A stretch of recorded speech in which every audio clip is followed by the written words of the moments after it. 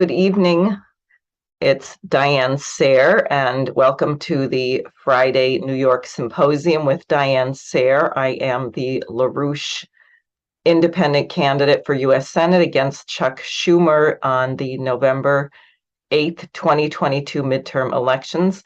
I think it's important to keep repeating that because Schumer still is trying to pretend that there is no election, and he's made a big show of donating $10 million from his campaign coffers to other Democrats.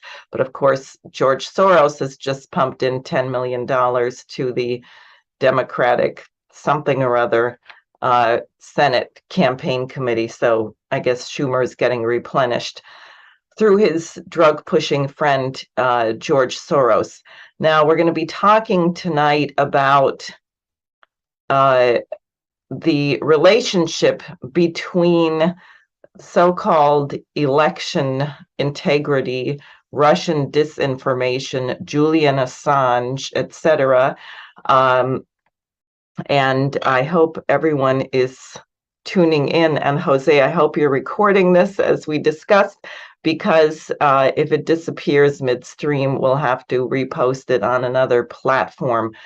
But these things really have to be discussed. Let me just begin by saying that we are one gigantic step closer to thermonuclear war in the last days because of the unbelievable delusional arrogance of the West, perhaps typified by that absolutely extraordinarily obscene spectacle of the funeral held for the Queen of England, who passed away and left the mission of depopulating the planet to her son, now King Charles. I almost want to choke when I say that.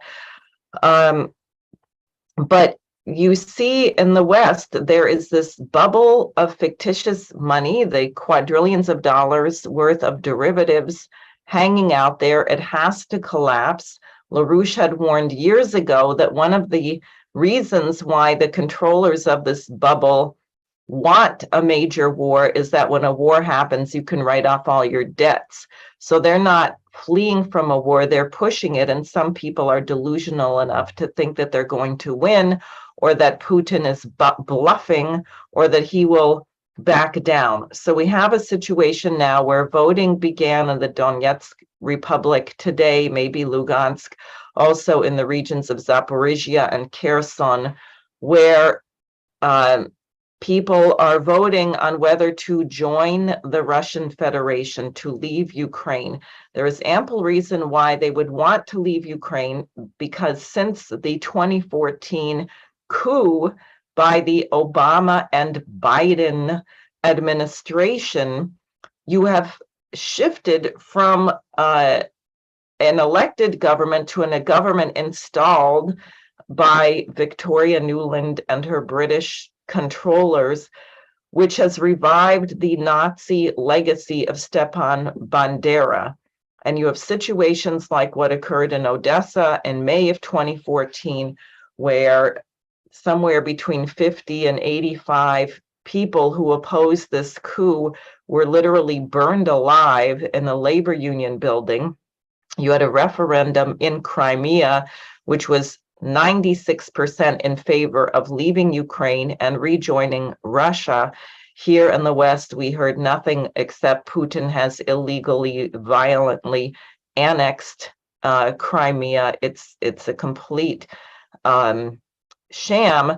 And then what you had was regions in the eastern part of Ukraine which did not appreciate this neo-Nazi infested regime, which so they opposed it. They tried to get a kind of autonomous status, and the Ukrainian regime was shelling them since 2014, leading to the death of 14,000 people, including hundreds of children.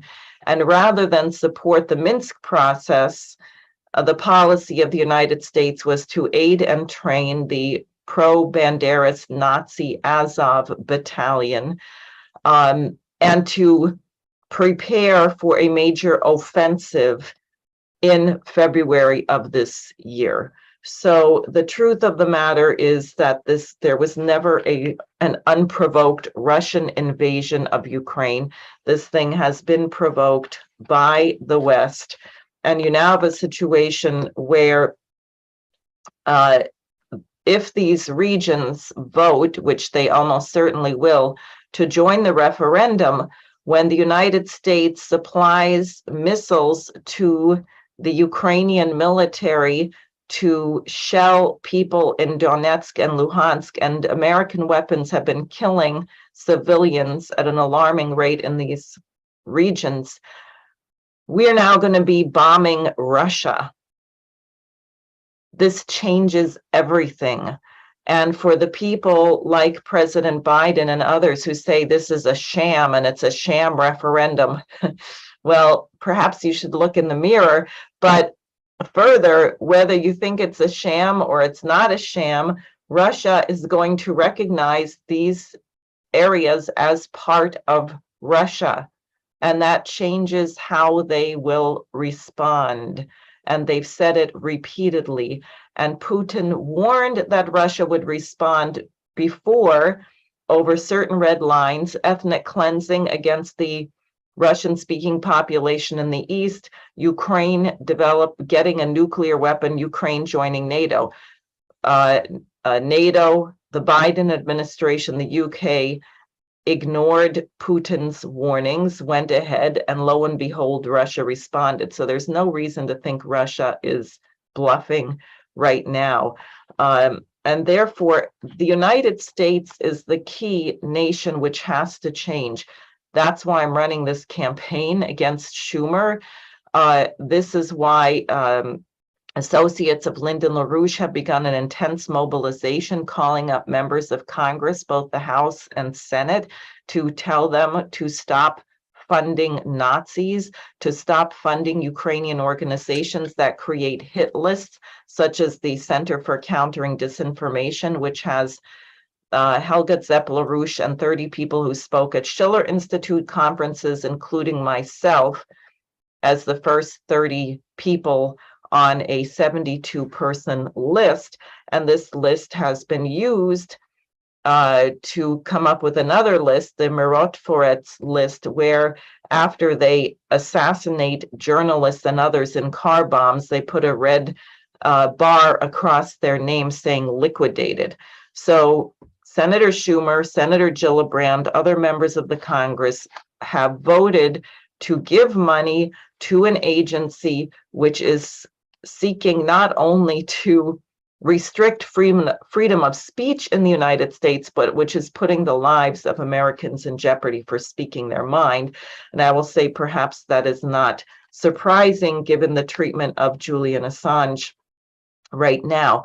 So as always, participation in the symposium does not constitute endorsement of my campaign. I just wanted to say that. Oh, and I remembered something I want to show you on this Azov battalion. Just important for the dynamic. If you think people are not at risk as being identified by the Center for Countering Disinformation as quote unquote information terrorists or war criminals, there is a tour going on right now of members of the Azov battalion.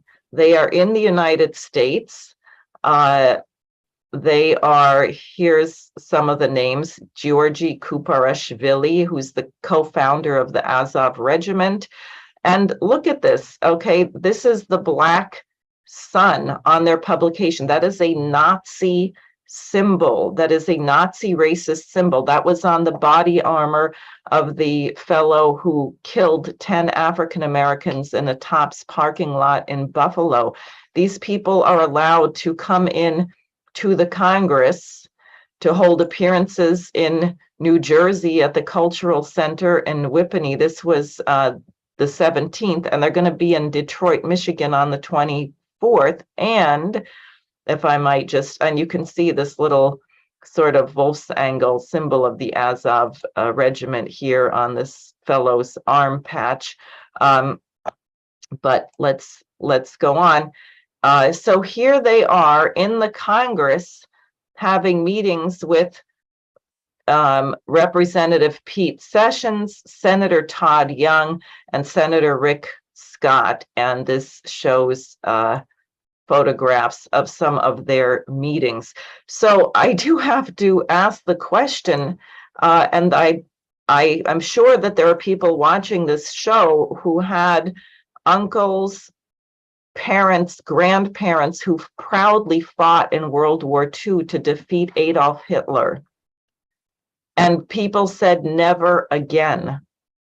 But we have a situation where somehow it is acceptable to wear Nazi paraphernalia, to kill and torture people, and to have hit lists, and our Congress is funding it.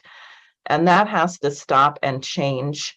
And I think to get an idea of the background of that, I'm going to introduce both of my guests. I think Dave Christie will begin. Dave Christie is a former candidate for U.S. Congress in Washington state.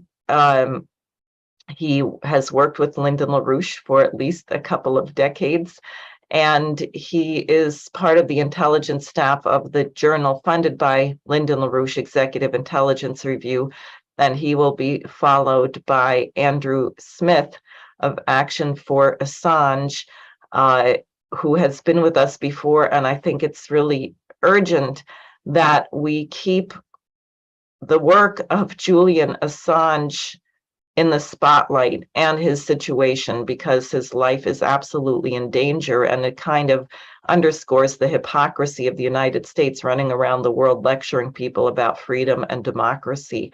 So with that, Dave, I'll turn it over to you, and then we'll hear from Andrew. All right. Thanks, Diane. Can you hear me okay? Just to check. Yep. Okay.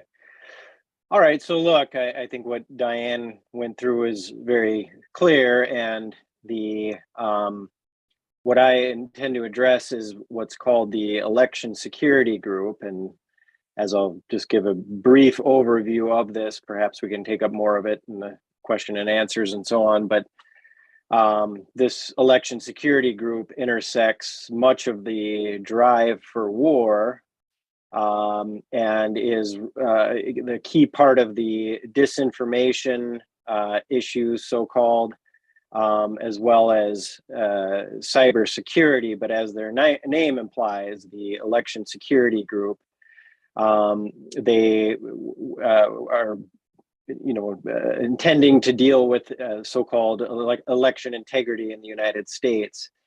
Now, the group was sort of formally announced in 2018 as what was called then the Russia Small Group. And the entire foundation of it was rested on the idea that Russia interfered in the 2016 elections. Now, this was still at the time where there was the fraud of the GRU, the Russian intelligence service, hacking the DNC database and stealing emails of the that showed Hillary Clinton, John Podesta, were in collusion to basically shut down Bernie Sanders. And so the lie that they developed, the intelligence agencies and so on developed, was the idea that Russia did this hack to discredit Hillary Clinton because they, of course, wanted Trump in, where they had all the compromat, and this was the basis of the Mueller investigation and everything that we saw going into Russiagate, which was really out of the gates, in terms of Trump coming into the presidency. The attempt to take down his presidency was right from the get-go. And the entirety of that basis of the Russian hack of the DNC, which then those emails were released to WikiLeaks, that's the agency of Julian Assange, as probably most of you know. But that entire lie was a lie, and the people that pushed it knew it. And that was the basis of this Russia Small Group formation, was the meddling in U.S. elections and their historic intervention, etc. So the 2018 midterms, then this Russia Small Group was formed with the intention to stop the election meddling there. There's a lot of details I could give you about that, but they were in operation. Eventually, they turned into what's now called the Election Security Group. Some of the officials involved in this, particularly an individual named Chris Krebs. Chris Krebs was from CISA, the Center for Infrastructure Security Agency, which is a division of Department of Homeland Security. You may recall that Trump fired him by tweet, actually, after he had announced that the 2020 elections was one of the safest or securest elections in U.S. history, and so on and so forth. So that's just to give perhaps a little bit of a context of some of the agencies involved. But in addition to the Department of Homeland Security, the Election Security Group has people from NSA, CIA, FBI, etc. All of the top intelligence agencies or the leading intelligence agencies. And I think maybe just to give a sense of what this group is, particularly as they say it themselves, that one of their key collaborators, beyond being this multi-agency intelligence of the intelligence community, they say that one of their key missions is to bring the private so-called firms from Silicon Valley and Silicon Forest and the Dulles Corridor, the information technology companies, into defending the elections, as well as dealing with cybersecurity issues and disinformation. And so much of the censorship you've seen has been these agencies involved. But maybe to just give a sense of where they came from, it would be useful to look at the woman who ran it, the first head of the Russia small group, and eventually the head of the election security group. Her name was Ann Neuberger. And Ann Neuberger has a long career at NSA, going back to at least 2010, probably sometime before then. And from 2010 to 2013, she ran a program called Enduring Security Framework. And this, along with PRISM, was one of the key operations out of NSA to bring in big tech into the NSA and eventually US Cyber Command sort of structure.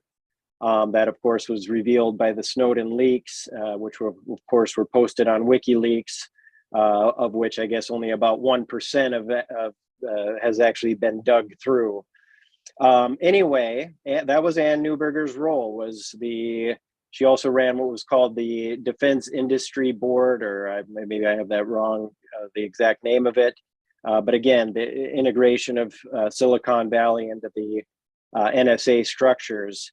And in 2013, then she had a career change, and this was after the leaks by Snowden. She basically ran the public relations and, was the liaison to the very same private companies that she was trying to recruit into NSA, many of whom were realized that they were totally discredited to their users as any sort of private company at that point. Assange actually identifies in his book the FOIA released emails, which showed emails between Sergey Brin of Google and Keith Alexander, the head of NSA at the time. And, they're just this, gushing language towards each other, and we met for lunch and this kind of business. So that's Ann Neuberger's career at NSA. So certainly find it interesting that in the wake of the so-called Russian hack of the DNC, which never happened, and of course was released to WikiLeaks, that then she's brought in to form this Russia small group, eventually becoming the Election Security Group. But as I mentioned, beyond their purview as election security, it was the disinformation question. Some of it was COVID-19 disinformation, clearly the election disinformation, but then, of course, eventually the Ukraine operation. Now, the other thing that Ann Neuberger was involved in at NSA was the creation of U.S. Cyber Command in 2010. She worked on that with the now present director of both NSA and the head of U.S. Cyber Command. Every NSA director since then, since 2010, has been the head of both NSA and U.S. Cyber Command. But Paul Nakasone, who's the present head of NSA and U.S. Cyber Command, worked with Neuberger and apparently two others on setting up the U.S. Cyber Command. That's relevant because that is as part of the NATO command structure, which deals with, allegedly cyber warfare issues, but also the question of disinformation, partnering with social media companies through, which is what NATO's, one of the NATO's top missions has been, is to deal with disinformation campaigns run by Russia in the case of Ukraine. So it's not surprising then to see that agencies like CISA or the GCHQ's National Cybersecurity Center have held events at the Center for Countering Disinformation. But that's all the orbit of this kind of larger command structure that integrates with NATO and is deployed by the Five Eyes structure, the UK, US, Canada, Australia, New Zealand. So that's at least just to give an overview.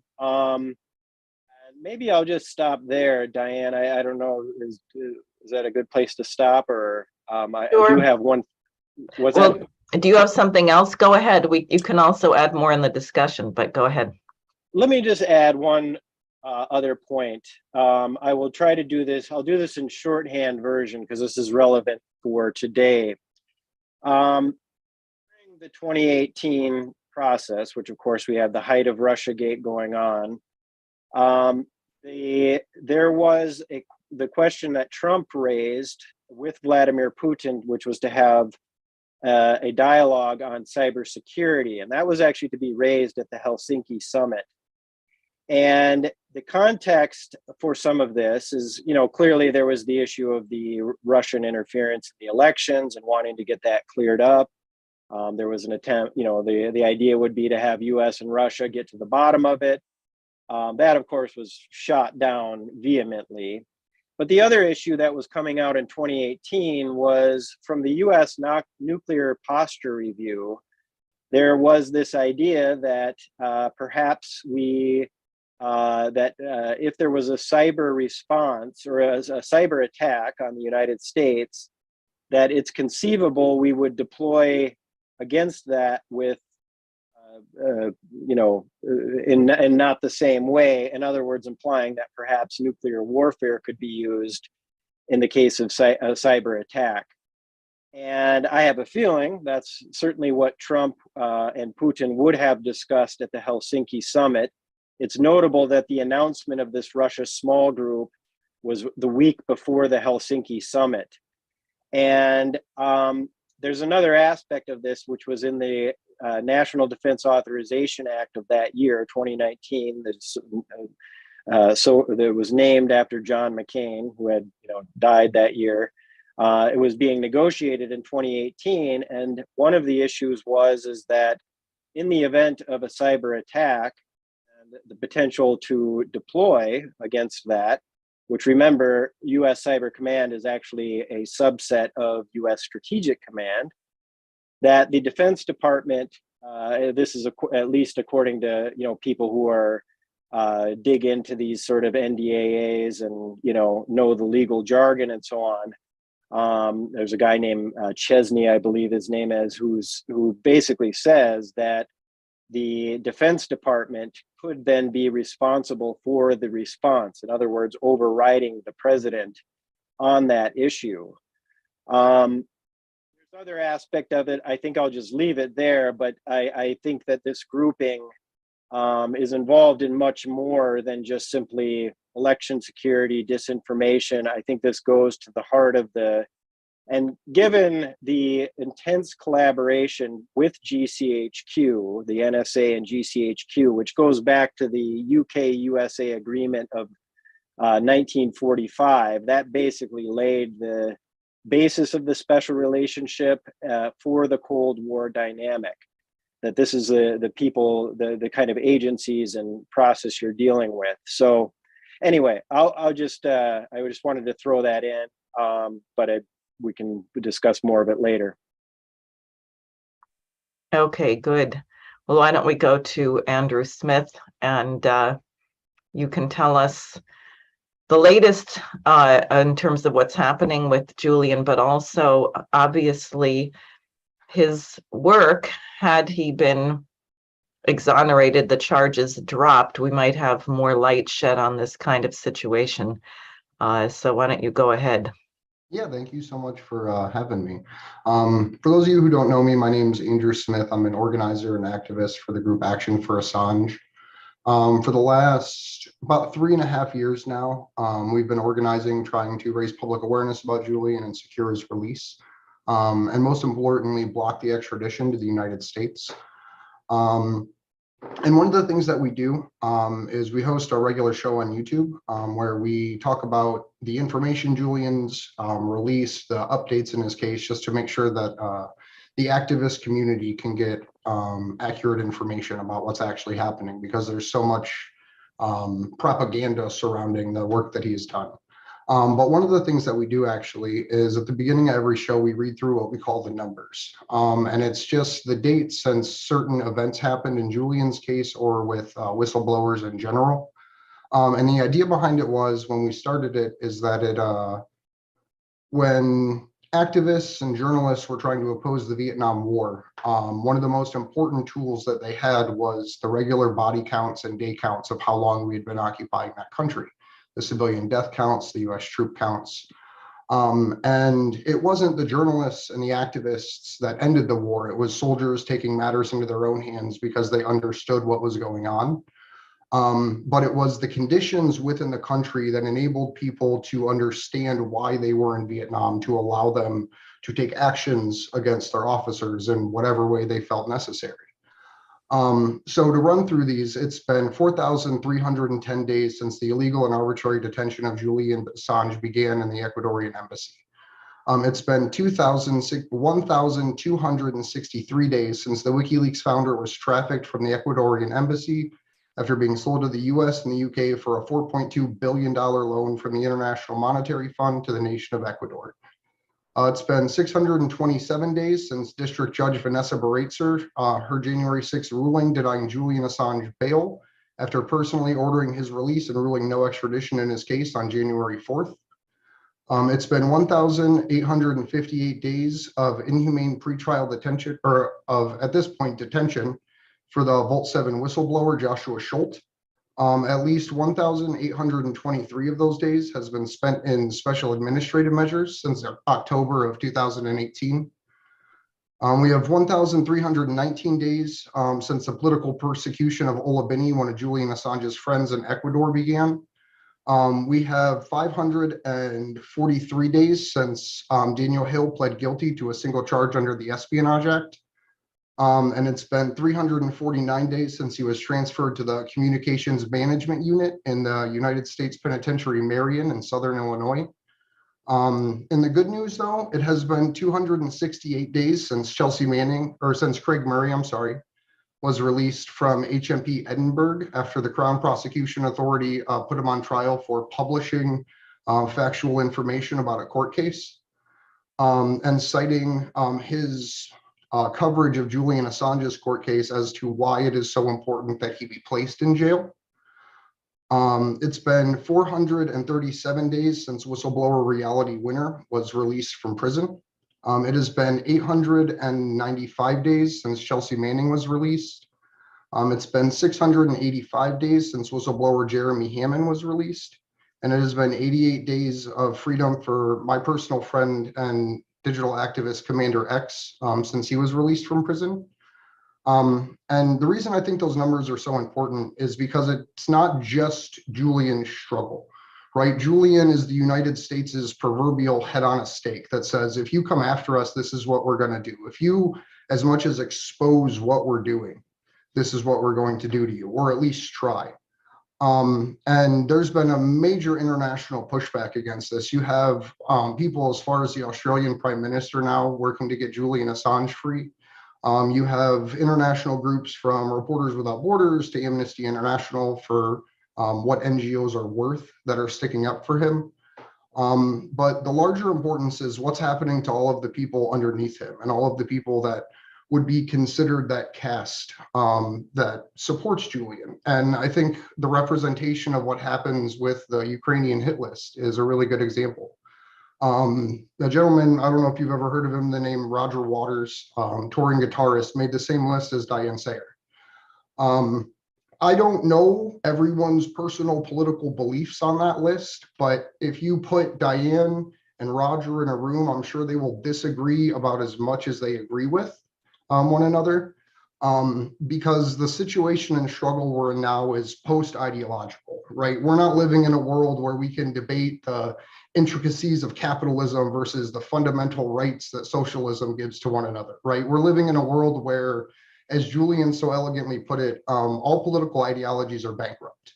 And it's not because any of them are greater or lesser than others. Some of them are irreprehensible, right? But we lack the basic information to know what tools those ideologies can give us to build a better society or to deal with the situations we have at hand. And one of the examples, right, is coronavirus, right? Living in a world where no one knew the information, right? No one knew what was happening, where you had the United States government saying one thing, you had a South American president trying to test goats with rapid response tests and getting positive results and then going missing. So what would the world have been if there was a fully functional WikiLeaks at the time, right? What would we have known? How long would it have taken to know about coronavirus if Julian wasn't in prison? Would the globalists have attempted to release coronavirus upon the world if Julian hadn't been taken into prison? Because if you look at the timetable, it was at the end of 2018, beginning of 2019, that there was information that had started to come out from drone footage showing Chinese torture camps and human trafficking facilities. April 2019, Julian Assange is arrested and taken out of the Ecuadorian embassy. And by, what was it, here in the United States, let's say by maybe April at the latest, most of us had been placed under house arrest. So me personally, I see Julian's struggle as essentially a global barometer for totalitarian pressure, right? Because if you look at the way the world's functioned, what's happened to Julian being placed under what amounts to essentially house arrest and arbitrary detention inside the Ecuadorian embassy for absolutely no reason, to then being skirted off to jail because it was politically beneficial to multiple people involved. Our society is not that far away, right? If you look here, just in the United States, it took 10 years from the time the WikiLeaks grand jury started until Julian was arrested. Project Veritas, we know about their grand jury, and it's been about a year now since we found out about that. So if the timetables are about the same, someone like James O'Keefe, a whistleblower, a journalist, someone who does great work exposing corruption across the political spectrum, his time is numbered, right? If we can't, we as the free thinking people of this country and of the world can't figure out a way to actually get past isms and propaganda and find ways to stop the CIA, the NSA, the GCHQ from actually carrying out what we can all kind of assume their plan is at this point, if you listen to the World Economic Forum. Because this pressure isn't just happening in the United Kingdom. It's not just Joshua Schultz and Daniel Hale here in the United States. There's a gentleman by the name of David McBride over in Australia who is a former Australian officer in the army there who blew the whistle because he had direct evidence of Other officers in the military and commanding members and generals literally sending soldiers knowing they would die into combat for the political benefit of Australian politicians to hype the war, right, in Iraq and Afghanistan. And he's facing prosecution for it. He submitted this information to the Australian Broadcasting Network, and their offices got raided. That's when I personally found out that Australia's constitution doesn't have a Bill of Rights. They don't have freedom of speech in Australia. That's something that's not refined into law there, if we even have it here. But it allowed the Australian police to literally raid ABC studios, seize all of the documents, laptops, and computers of every journalist there, and delete whatever information they wanted. So this isn't just happening in the United States. It's not just happening in the United Kingdom, right? This is a global threat. And the war in Ukraine is literally just the pinnacle of that, right? Because you have the essentially family of the president of the United States directly involved economically in securing their right after a coup to economically exploit this country regardless of outcome. And this is what is happening. It's literally escalated to the point that we can all essentially go to bed knowing we might die in a thermonuclear blast. But is a world without free speech worth not nuclear war? Right? I know it's going to sound kind of fucked up, but like personally, there wasn't even a state that stood up when Julian went to jail. Like, who is it that's left that opposes the CIA? Right? What nation state has stepped up to bat to say, hey, maybe you shouldn't prosecute the guy that revealed all of the war crimes in Iraq and Afghanistan, and then you tried to figure out a way to kidnap and assassinate him while he's in downtown London, and then sold him for $4 billion, sent him to jail, and now you're just waiting for him to die. In 2020, Julian was refused visits from his lawyers while in medical detention and was tortured to the point that he forgot his name. Right? Like, if we can't save one journalist, like, how are we going to stop thermonuclear war?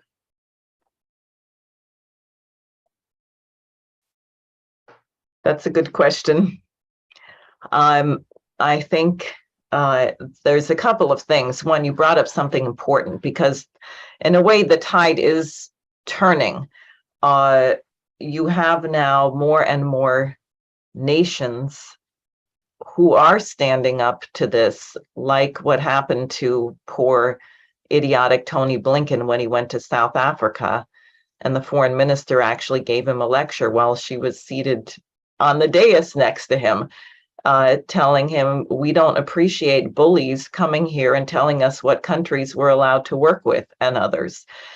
So there's a new game in town, which Lyndon LaRouche warned about years ago when the Berlin Wall came down. He and his wife said, well, you may think that the disintegration or collapse of a communist system is a big collapse, but wait until the liberal free trade system housed in London collapses of its own weight. You're going to see something much bigger. And in effect, that is what we're seeing. And many nations have decided to get off the Titanic. So if we can survive this nuclear danger, the fact that the sanctions against Russia have propelled people like Sergei Glaziev, who was a collaborator of Lyndon LaRouche and now is head of the Eurasian Economic Union, to reach out to other nations to talk about things like fixed exchange rates, pegging the currency to a gold reserve system. You had meetings between Putin, Xi Jinping, and Modi. If China and India can come together as a result of this, each with about almost 1.5 billion people, then you have really a viable alternative where people can say, well, we don't have to go along with this bankrupt garbage anymore, and they can stand up. The danger is this nuclear war question. And Dave, and I just want to also add one other thing, which is the LaRouche case, where Ramsey Clark said, when this was done to Lyndon LaRouche, who was running for president, he was a presidential candidate, he had periodicals with combined totals of hundreds of thousands of subscribers, and the government could come in and declare them involuntarily bankrupt and shut them all down, and then sentence him to 15 years in federal prison on conspiracy charges, but sentence his collaborators to 86 years in jail, 77 years in jail. When Ramsey Clark took the case, he said, this is a precedent, because if they can get away with doing this to a person who is a candidate who has such a massive following of support across the United States, who is so well known internationally, then no one will be safe. And we see that, but we also see, as Glaziev said in a statement he just released, the nations which took up LaRouche's policies are prospering. They're doing very well. The nations which rejected him and insisted on the vilification and slander are not doing so well. So we have to make a big stink about this. And I also think the case of Julian Assange is so clear. It's a very good conscience case. A journalist.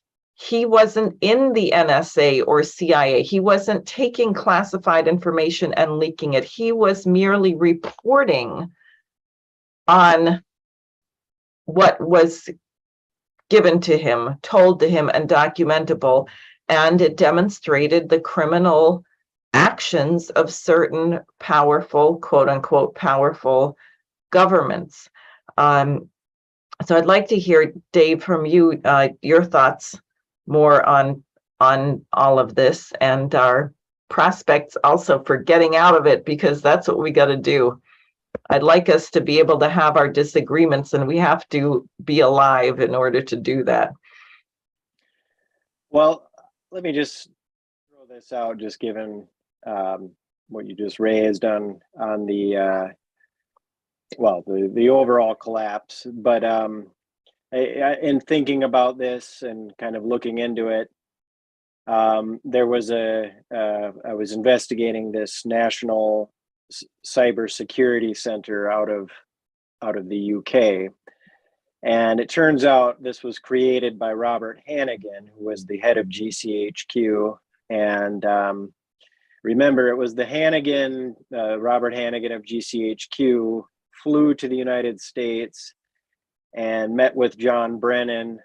And this really began, this was summer of 2016, and this really began the beginning of the Russia collusion question around the Trump campaign, et cetera. Now, Hannigan, before he left GCHQ, he created this National Cyber Security Center.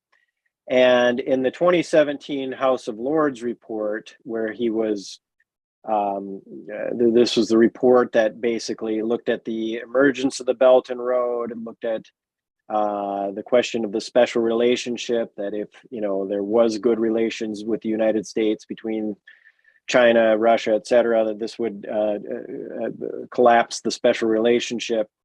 But anyway, in discussing the creation of this National Cybersecurity Center, Robert Hannigan said that we needed to create this. We needed also to be integrating the private firms of Silicon Valley and the IT firms, and because this was about the economy. And if you think about it, what has this entire surveillance state been? I mean, yes, maybe people can, sell some advertising on social media or something, but what does it really, how does it really improve the economy? It doesn't. It's a kind of a cannibalistic process where they just, take sort of commandeer existing supply lines and so on and so forth. But the other aspect of it, as the economy as he sees it, as Robert Hannigan sees it, it was the surveillance of all of the industrial firms, the political surveillance. Remember, there was the after the PRISM the leaks by Snowden, which showed agencies like PRISM, and then of course the spying on Angela Merkel and so on. This is Hannigan's idea of an economy where you control everything, you control all for ultimately the British Malthusian idea of economy, of the green agenda. The point is, if you think about that as the economy, as Hannigan defines it, think of what happened in where the Stasi at the height of its, I think it was something like 1 out of 7, or maybe I've even heard as 1 out of every 3 people in East Germany was a informant. And the kind of structure to keep that surveillance state in place was part of the economic collapse that actually led to the collapse, the disintegration of the Soviet system, the collapse of East Germany, etc. And so if you think about where it's at now, worse. The surveillance state is the economy. It is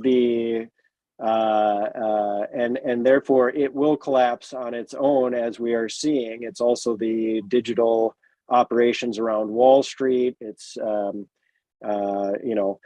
but the point is, at this point, not like when the Soviet Union disintegrated or the Berlin Wall fell down, we now have an entirely new system that Mr. LaRouche and Helga Zepp-LaRouche have been fighting for decades.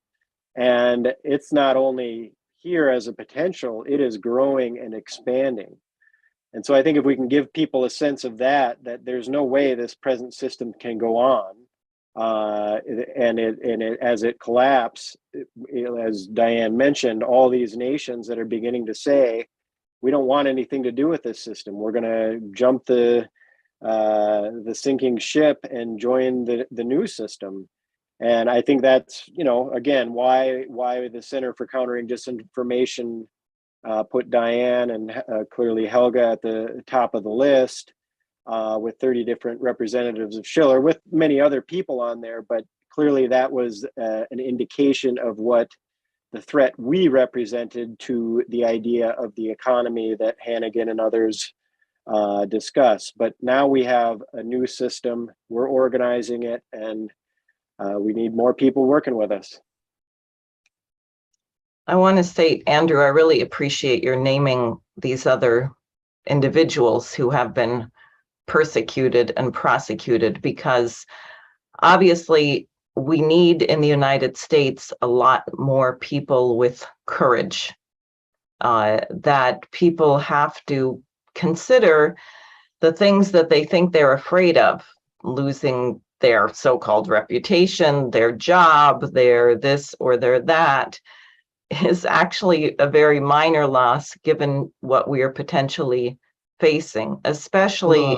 The thing people don't realize is once they take that step, the entire international community that exists that comes together to support someone like that when that happens, right? Like Chelsea Manning's a perfect example. So is Edward Snowden, but I'll start with Chelsea, right? She didn't have to do what she did. She was a conscientious objector. That's literally what she says, that she's not even against war, that she was against all of the atrocities that the US was committing in the name of spreading democracy and what have you, right?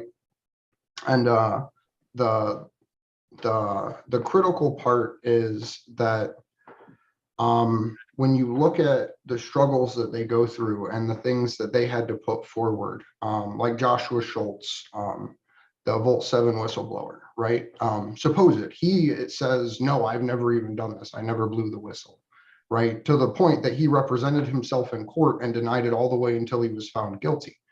But a man like that's forced to literally he's housed for a visitor for being able to meet with his attorneys. He's housed for hours, up to 6 to 8 hours at a time in holding before he's allowed to meet with these people. They force him to urinate and defecate in a bag. It's horrifying. It's the most brutally grotesque, insane things you can do. But what happens, right? Someone like Chelsea, when she got out of prison, she had a $250,000 fine the last time that she was released after the grand jury. And it was raised within hours. Like literally she got out of prison and her GoFundMe was completely funded and would probably arrive to her within a week to be able to pay that money back to the Department of Justice, to the point that they had to turn off the GoFundMe because of how much money she was bringing in. When you see someone like David McBride, this international whistleblower from Australia that was showing all of these crimes. There's a gentleman in Wales that was doing the exact same thing, I believe. And because someone on the internet knew both cases, they were able to get them connected and help get them legal support in the back end on a very, very large and intricate scale. So the most important thing about being a whistleblower and making that choice to be afraid, to be terrified of what could happen next, is knowing that there are people who will support you. There are organizations you can go to that will assist you in getting these documents out, or whatever it is you're exposing. So that's the biggest thing, is there's always this like fear of stepping into darkness, but it's essentially like the final removing your hand from seeing the light as you ascend from Plato's cave, where there's all of these people pre-existing around the world to help support you. And someone like Edward Snowden, even if you give up a complete life of luxury, living in a multi-million-dollar house in Hawaii, watching internets do things for fun all day, right? Being able to read every single private communication and know everything about the United States because it's your job to transmit this information from one agency to the other to a private corporation, right? A man being willing to give all of that up and jump the country to release information about all this had a network of international support to be able to do so. And that's something that no matter what happens, that longing for information to be free will always exist. And so I think that no matter how dark it gets in these next couple months or years as the Biden administration crumbles and we potentially see a Kamala Harris president for a decade, that's like the worst nightmare scenario, right? That's like giving the beast full control of the system. But there's always people that will help those willing to stand up, because someone like me, I'm literally sitting in the office of my heating and air conditioning company in Cleveland. That's like this super small rinky-dink thing, but I've managed to find a way to support whistleblowers and journalists and people across the world, right? This October 8th, we're doing an organizing event in DC outside of the Department of Justice. At the same time, there's going to be a human chain that goes around the halls of Parliament in London. There's events planned in Melbourne, Australia, and Sydney. There's a whole list of over 50 events globally.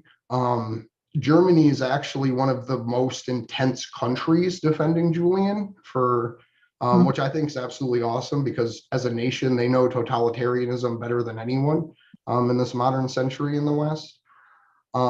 So if you're someone who wants to be involved in anything, get out and do it. It doesn't have to be defending Julian. It could be literally going out and just holding a sign on the highway that says no thermonuclear war, right? Because that can't be censored in this moment. Like, yeah, they can send cops to try to chase you away, but that takes time. And on a busy highway, one sign, you can literally get thousands of people, right? How far does a tweet go nowadays? It's your 10 friends see it, right? So to me, the biggest solution is literally just doing what you can with the time and money and resources and friends that you have, because whether it's defending whistleblowers and journalists, whether it's ending thermonuclear war or feeding the homeless, like all of these issues are interconnected to help us build a foundation that we don't need to have people living on food stamps and housing assistance from a federal government, right? Because that'll be the other struggle as this beast collapses under its own weight. What are we going to do? What's going to happen to all of the people that by no fault of their own were forced into a system or born into a system where they have no access to get out of poverty, right? So it's those people that are most important to reach out to, because when things come collapsing down, you don't want it to be you fighting your neighbor over the bag of rice that you stored in the backyard, right? You want it to be you working with everyone on your street to make sure the sheriffs can't throw you out of your house when the economy collapses. So that's Well, I'm really glad you bring that up. 2 points. One is just the world out there is not what the mainstream media makes it appear. So we meet so many people in street organizing in the campaign who say, well, I'm the only one who thinks this way. I'm the only one. And it's really not true. That's personally how I felt until I worked at 2 Roger Waters events. And there was a whole room full of people that shouted "Free Julian Assange" when his name came up across the the informational screen that Roger had. Right. So it's And that's sort of the power, because when you tell the truth, what happens is you liberate people who agreed but didn't dare to take the action themselves. So that when you tell the truth in public, it can free up other people to be courageous also. The second point you made on the economy, I think, is so important, because I'll tell you, as a candidate, I get asked all these single issue questions. Where do you stand on this? Where do you stand on that? And I don't think people really think that way, but what I'd like to get across to them is we have the opportunity of a lifetime. A whole rotten, horrible system is collapsing. And what we need is people who know how to reorganize the economy. The United States needs 43,000 miles of modern high-speed rail. Who's going to build that? Why are the pipes in every major city 100 years old, right? I mean, why are people drowning? We just had this again. I was in Woodside last year when about a dozen people drowned in their basements because of a hurricane, because they never built a modern sewage system, which has been known to be needed since 1976 at least. And all the politicians went there and had their pictures taken and said, oh, it's climate change. And all the people who lived there said, no, it's not. This happens every time it rains.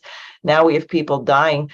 Well, we just had a little bit of rain, and because it happened to be high tide at the time, the people who nearly drowned in their basements found themselves with 6 inches of sewage in their basements. And my point is, this is not how human beings should live. And we need everyone to kind of liberate themselves from the 60 or 70 years in the US since the assassination of Kennedy, for example, to imagine how human beings really should be living and what should be the value of an hour's worth of your productive labor.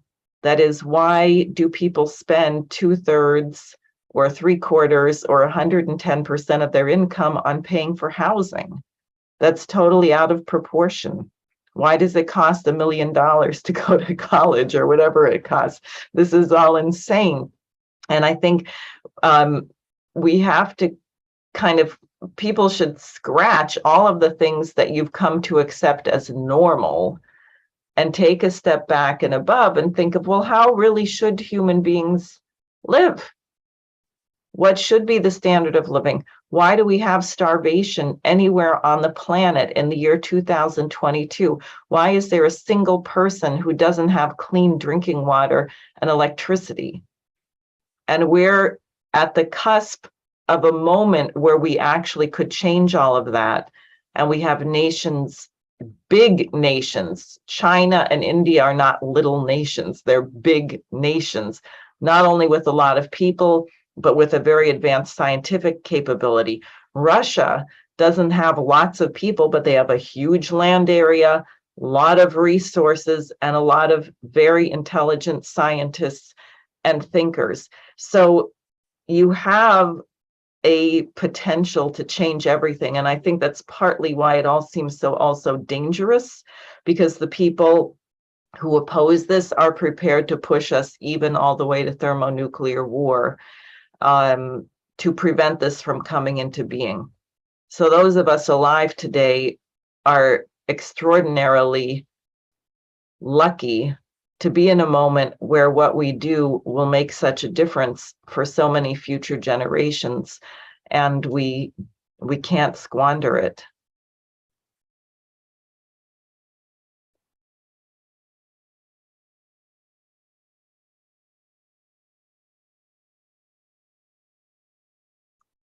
Dave, if you want to say something, go ahead.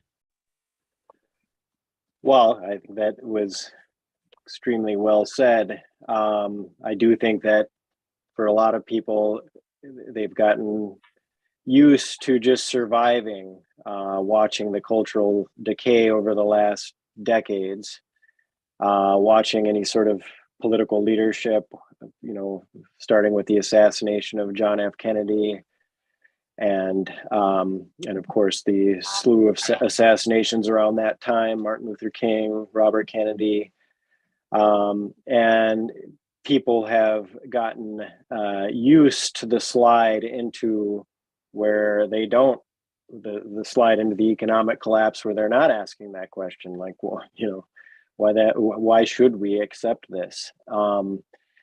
But I think, certainly a lot of people would say, well, we have to wait for the crisis before it'll get better. People aren't waking up that this is probably even worse than the crisis they can imagine, which, for some, there is a sense of paralysis. But I do think, on the other hand, there is at least a reflection that why the hell have we let it go this far? And again, I think just to stress the point that there is an entirely new dynamic afoot on the planet. I was very struck by the announcement, I think it was last week, from China, saying that they're going to move towards commercial fusion, a kind of hybrid fission fusion reactor, within the next, I forget the exact date, but within the next decade, that's what they intend to do. And, what would that do for humanity to have fusion and all this ridiculous stuff about green energy or, wars over resources? All of that would be out the window, maybe not immediately, but we'd be on the trajectory where that becomes that becomes a sense of what the future holds and what the human mind can do. And so we are already there in senses that it's gotten as bad as it is, to the point of thermonuclear warfare and the disintegration of the entire financial system. On the other hand, the new system waits before us. And I think it's just that is why this information control and disinformation is so central, because if they can get people thinking in these little, I'm just the isolated person, no one else thinks like me. That's what the Tavistock Institute did in terms of like a group dynamics form of brainwashing, behavior modification, because you think everybody else is thinks a certain way and you don't want to be the one to stand up against it. But I think, as Andrew laid out, like, when you stand up, you inspire other people and people want to help. So if I could offer a bit of an idea, right, because there's been a lot of talk of like the economic trauma that we're all going through, and the collapse to come. So this is something that I've like milled over a whole bunch trying to find a solution, right? Because I don't think centralization of control is a good idea, because the more power you isolate in an organization or individual, the more corrupt that organization or individual becomes. So coupled with the idea that all political ideologies are bankrupt, the best solution I personally think that we have is something I like to call municipal banking. And it's not the same as, I don't know, like a central bank for a federal currency or anything like that, but it's the idea that the United States can create through legislation a minimum of 14,500 and I think 64 additional financial institutions. And I personally think there's no greater libertarian solution than 14,000 competing banks to adjust the interest rates of the United States currency. But I also think there's no greater socialist solution than putting the hands of a monetary system directly into the community of people that pay taxes into it. Because you could essentially empower a community to collect income tax, set its own gold standard for its own personal reserves as a city, and then loan money to itself for the infrastructure programs that we've all talked about, right? Because that's as an on-the-ground activist, someone who's yelled at city councils across the tri-state area, right? The biggest pushback you ever receive is, well, how are you going to pay for it? And I think if we can figure out a way to get each one of our cities to create a lending institution, whether it's initially created with fiat or gold, or crypto for that matter, I think that's a actual practical solution that we can come to terms with. Because if you go to any city council person and you say, hey, can I multiply your tax revenue by 10 times and give your mayor control of a city? or of a city's bank, right? What mayor doesn't want to control a bank realistically? So it's you can use these human intentions to create systems that are a lot smaller and less corruptible, because at the end of the day, you can chase the people responsible for them out of town. Well, I think that actually wouldn't work, but that's a longer and I think we do have to have a national bank. And I mean, it's a tricky thing because the Congress is rotten at the moment, right? We had 100 senators who voted unanimously to declare Russia a state sponsor of terrorism. So people say, well, how can you then say you want to put a national bank under the control of a bunch of crazy people who are going to get us into World War III? But I'll tell you this, a national bank and treasury with the Congress, you have a lot more potential to be able to control it than you do the current Federal Reserve, which is run by a bunch of private bankers meeting in secret who don't have to report to anyone. But I think what we come back to either way is you can't escape the fact that we have to restore a certain factor of goodness and generosity in the population and the culture. And that we've come to a point, I keep saying how could it get worse? Are we going to do another provocation against Russia? I mean, where are they going to just let loose? I'm sure Putin is under enormous pressure to respond far more harshly than he has. He's taking a very reasoned approach, but he's deliberate on everything. But you still have people here saying, oh, he's just bluffing. And you wonder, are we really going to do that one more thing? Are we really going to cross that one more red line like what we're doing with China? So somewhere there has to be a red line in the people, in the American people, where we say, like what happened in Germany, frankly, when the Berlin Wall came down. People thought they could be mowed over by tanks. People decided that they would risk their life in a demonstration, not knowing whether they would get mowed over by tanks, but knowing that there was a certain quality of human dignity that could not live in a state where, and I did hear, Dave, it was 1 out of 3 people with the Stasi, something like that kind of dictatorial control. So in the United States,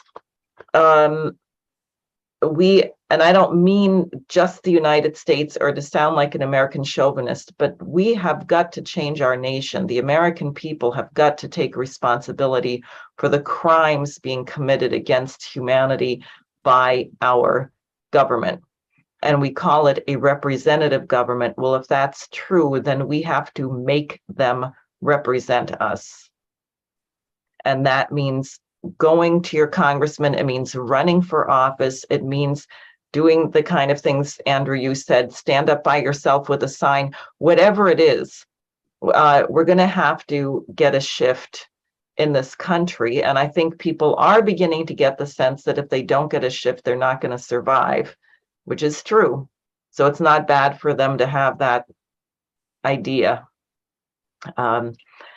But I think we're at the moment where we have to conclude. I want to thank you both, Andrew, for being with us again. I would urge people to look for the October 8th events. And where can they find information on that?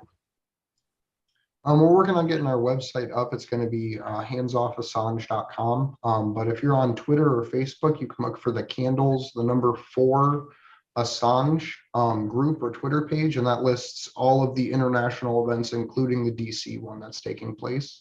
But be your own event if you can't make it to one, or if there's one near you. Don't be afraid to go be the person holding a sign or put a sign on a telephone pole.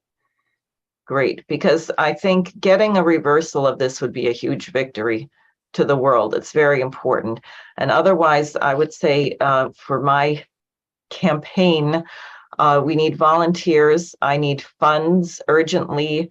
We have to provoke an open fight with Schumer, whatever form it takes, whether he just freaks out and says some crazy thing in public. He says a lot of crazy things in public, but I'd like him to say a crazy thing about me on this war question. various matters. And you can visit my website, sareforsenate.com. We're producing a lot of literature, yard signs, etc. And please call and visit your congressman. In the wake of January 6th, of course, you can't freely go through Washington, D.C. anymore, but you can visit your congressman's local office to tell them that Congress has to stop funding pro-Nazi organizations in Ukraine. They should not be funding organizations that are putting people on kill lists. They should not be funding the Azov battalion, and that we don't need a nuclear war with Russia, and that you don't support this policy of arming Ukraine. I can tell you that unless you call your representative, a lot, you can't get into Congress very much unless you're some kind of multimillionaire. So they tend to live in a bubble. They believe what the pollsters tell them people think. And what we just heard from Andrew in terms of the response that these whistleblowers have gotten, obviously what the media says people think is not what people think, but the congressman won't know that unless you get to them. So I'd urge people to do that. And Dave, thank you for joining us. I really appreciate your work, and I hope we can talk more. So we have a lot of work to do over the coming weeks, and people should have fun fighting evil. And you can think about whatever is going on with the Queen right now. I'm sure it's not very pleasant for her. See you.